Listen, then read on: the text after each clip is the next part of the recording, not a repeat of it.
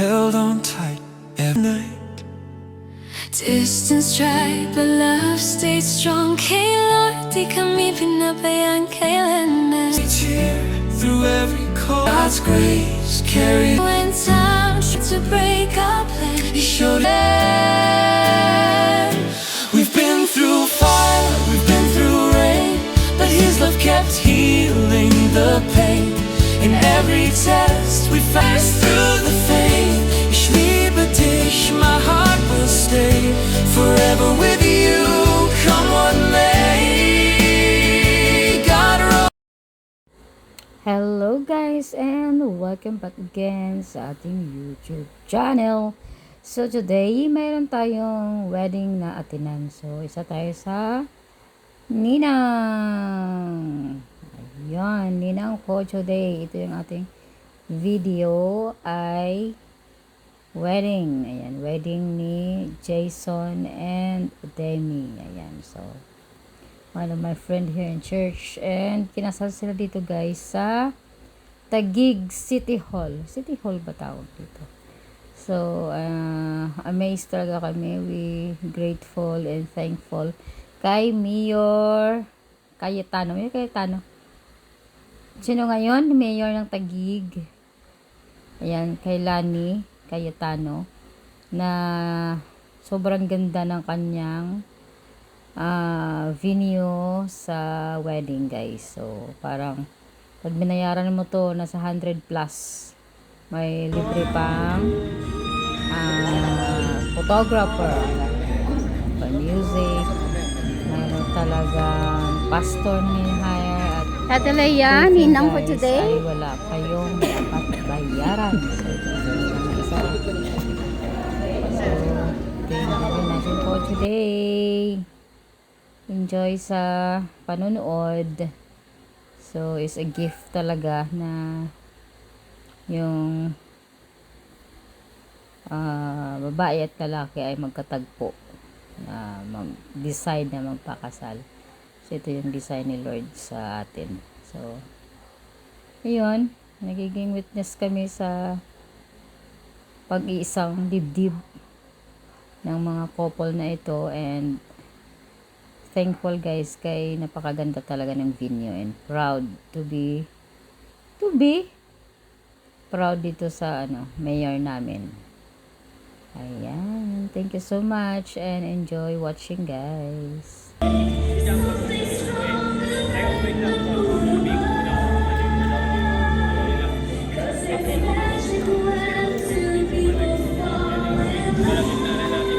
Si Pogi. Hi, Pogi.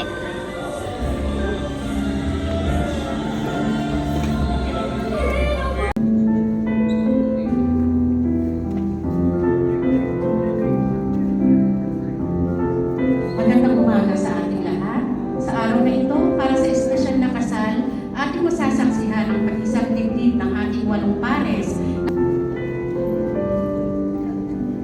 Jason de la Tonga and Demi Sampaya.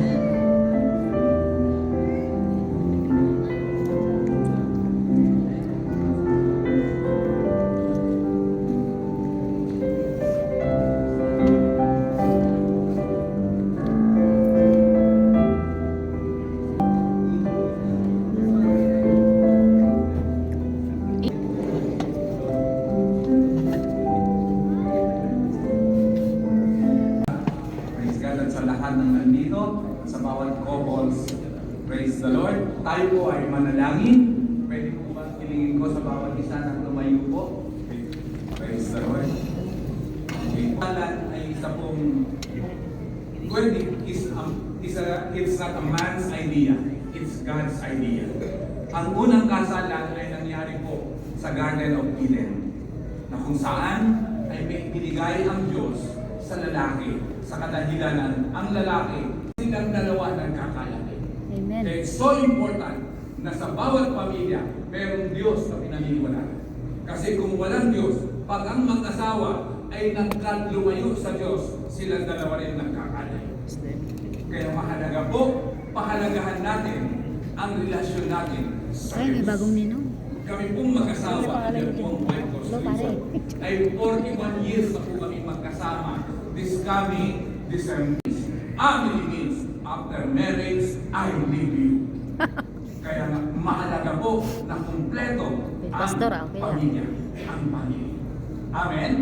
Yes. Kaya Amen. sa bawat isang nandito, bilang pastor at nagpapayo sa bawat isa rin sa kadahilan ng karamihan dito ay parang halos anak ko na rin dahil sa edad na rin. Mga kapatid at mga bawat isang nandito, congratulations sa inyong desisyon ngayong araw na ito, ngayong umaga ito na magpakasal dahil mahalaga po na ipahalagahan natin yung pinapahalagahan ng Diyos.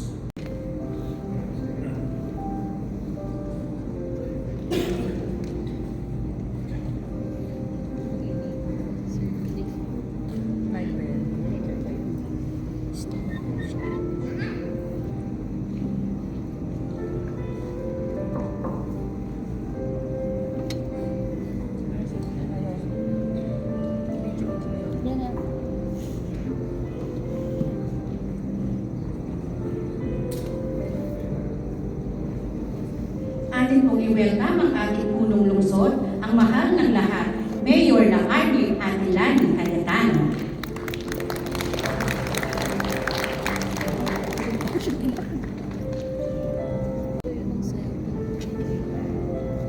Yung cellphone na isa. Yung bag.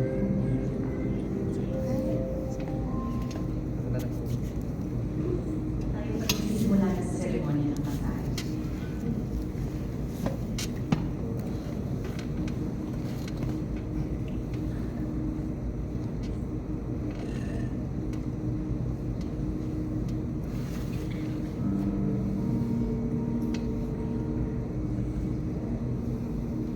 Tayo po ay nagtitipon sa araw na ito sa harap ng Diyos at ang mga saksi para sa pag-iisang bibig ng walong pares. Bilang mananampalataya ni Kristo Jesus, kinikilala po natin ang Panginoon ang siyang may takda ng kasal.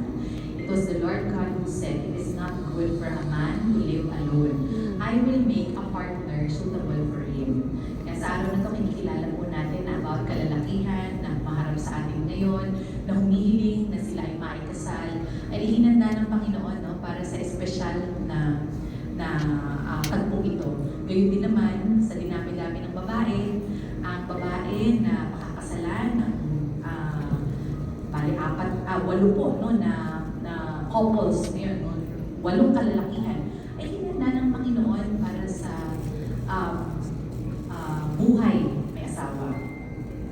Ang sabi po sa Genesis chapter 2 verse 28, "Therefore a man shall leave his father and his mother and hold fast to his wife, and they shall become one flesh."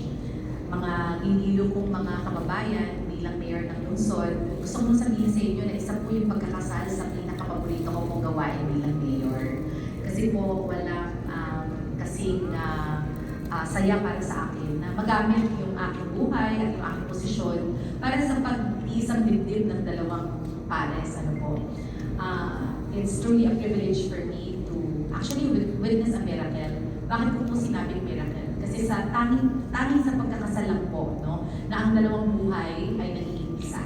Yes. So, ngayong araw po, isang malaking karangalan sa akin na ako ang magkakasal sa 8 pares na nandito. Kaya, bagamat simple po yung ating seremonya, sana po ito'y matandaan nyo habang kayo ay nabubuhay. At karangalan ko po bilang mayor ng lungsod na maging bahagi ng inyong buhay pag-ibig. Bago po tayo magpatuloy sa ating pagkakasal ngayong araw, kailangan ko lamang po itong itanong. May I know if there are any objections? Meron po bang pagtutol sa gaganapin po nating kasalan? Kung meron po ay magsalita na. Meron po bang objection?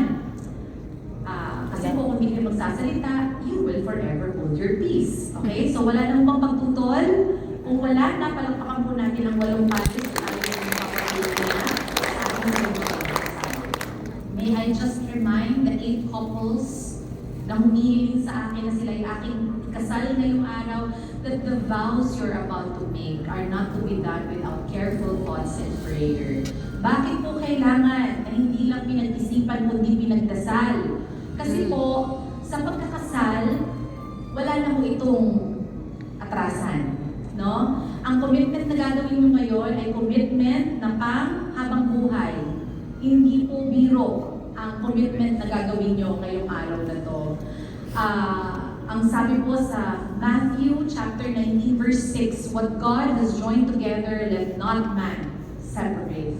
Mabigat po yan na commitment. Kaya po kayo nagpapaalala sa bawat babae at bawat lalaki na aking kakasal na ang pag-asa ko hindi nyo lang pinag-isipan, kundi pinanalangin. Bakit? Kasi kung sasalit lang naman tayo sa sarili nating pasensya, sa sarili nating pag-unawa at kakayahan, madali pong makalimot at tumalikod sa ating mga pangako. That's why today we invoke God's presence to be upon us, dahil sa Kanya tayo hinuhugot ng answer may goal. Kahit po hindi tiyak, diba? Ang pangako hindi dapat makalimutan. Ang future po, walang may hawak.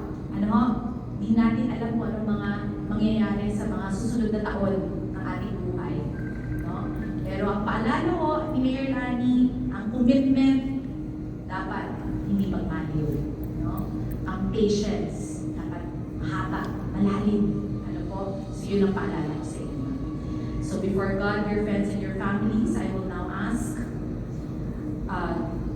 the 8 couples to affirm your willingness to enter the covenant of marriage. Ang una ko po na tatawagin para tumayo ay si John Michael Bermeo at Zaira Belen. Kilala mo na siya. Akala mo matatanggap mo na lahat ng kabuuan niya. Pero there will come a time sa buhay ng mag-asawa kung saan susubukin talaga yung pag-ibig mo, yung pasensya mo. Diba? So yan po ang reality ng buhay mag-asawa. So, ang hinihiling ko na isagot ay yes we do, patuulitin ko, dapat sa puso at isip sinasabi ng couple only by God's grace. Kasi ang Panginoon sustain. Okay? So now, John and Zaira, do you vow?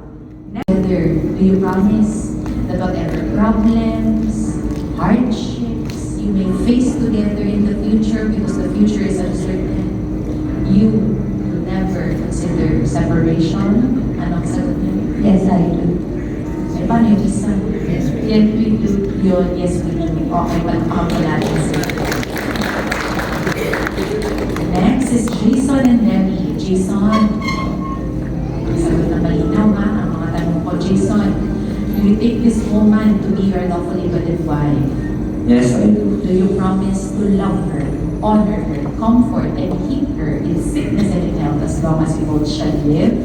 Yes, I do. Demi, do you take this man to be your lawfully wedded husband?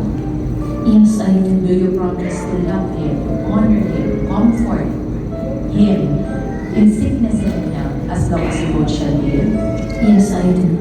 And together, kapo ba kayo nangangako na anong pagsubok, pagtitis, malaki na tumating sa buhay niyo bilang mag-asawa, hindi ninyo tatangkain na maghiwalay? Yes, we do. Malakpakan po natin sa only by God's grace. Okay? Sean, Sergio, and Laila, Beth, please rise. Sean, Sergio, do you take this woman to be your lawfully wedded wife? Yes, I do. Do you promise to love her, honor her, comfort, and keep her in sickness and in health as long as you both shall live? Yes, I do. Laila Beth, do you take this man to be walong beses ulit sa walong couples? Alam mo, at narinig rin ng malinaw yung sagot sa mga tanong ko. Gusto ko lang bigyan diin, yung lahat po ng tanong ko na to, simpleng binanggit ng bibig, pero ang hirap po gawin mo. Ha? Ang sabi ko doon, sa tanong ko, do you want to love? Paano ka magmamahal? Realities of married life. Paano?